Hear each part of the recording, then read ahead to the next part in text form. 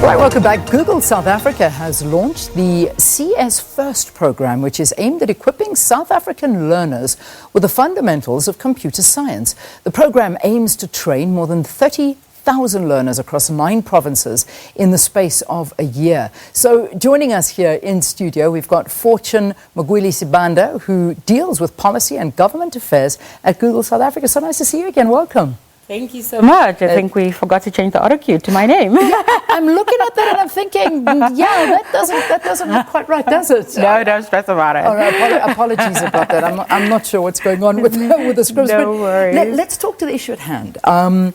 The CS First program. Talk to us a little bit more about it. Yeah, so CS First stands for Computer Science, and it's a program that we have globally, but we launched it in South Africa last week, and the idea is to train high school and primary school students in computer science, because as we go into a world that technology is completely taking over and we need to create jobs of the future, we need to prepare people and young kids for that skills of the future.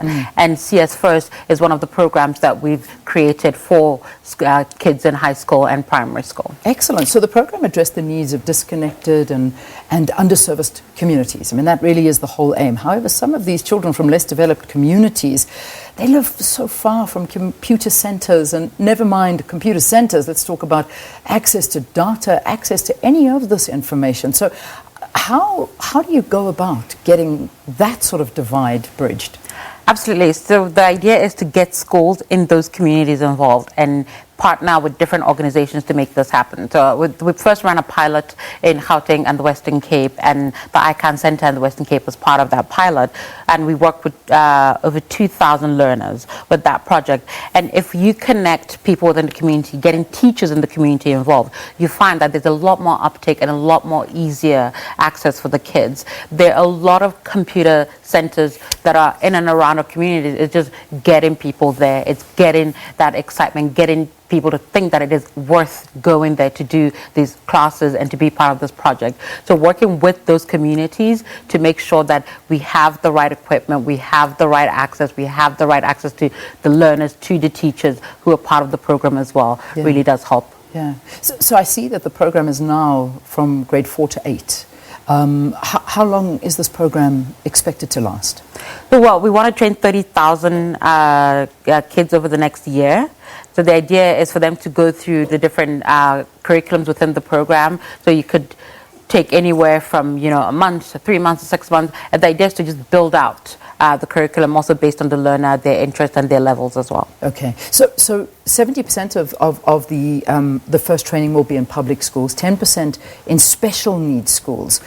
The rest of them? Where is that going to happen? The rest of them will be, again, on an as-needed basis. So you'll find that if the focus on public schools is really important, because most of these schools usually don't have this kind of access. Yeah. So we might find interest from a private school that wants to include more of this in their curriculum. So the idea is to partner with government organizations, civil society, different stakeholders to make sure that we're getting to the right schools that are in need of them. Fantastic. There's also this, we're in Women's Month, obviously, and there is a conception that computers and IT things and the IT department is more headed by men than it is by women, and it's a kind of male-dominated, the usual narrative that we see happening. So how do we get girls into coding and empower them to look into computer sciences and try and move into these professions?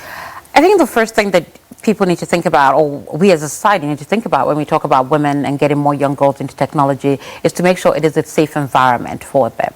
So if I'm a young girl and I walk into a computer science class, let's say university, let's not even go to primary, let's say university where I'm starting to think career-wise, the person teaching that subject needs to make me feel comfortable. So if I see a woman that is my professor, I'm much more likely to take an interest in that subject. If I see other women in that classroom, if I see other women in that space talking about it, talking about the profession and the skills needed and the ease to access to it, there's a good chance I'll be much more interested. So I think the first thing we need to do is definitely make it a safer, more welcoming space for young girls to want to be part of the technology scene. Secondly, we need to think about how we treat women just online, period. So how do we behave on social media? How do we handle bullying? How do we handle things like that? How do organizations like mine and others handle those kind of treatments of women online?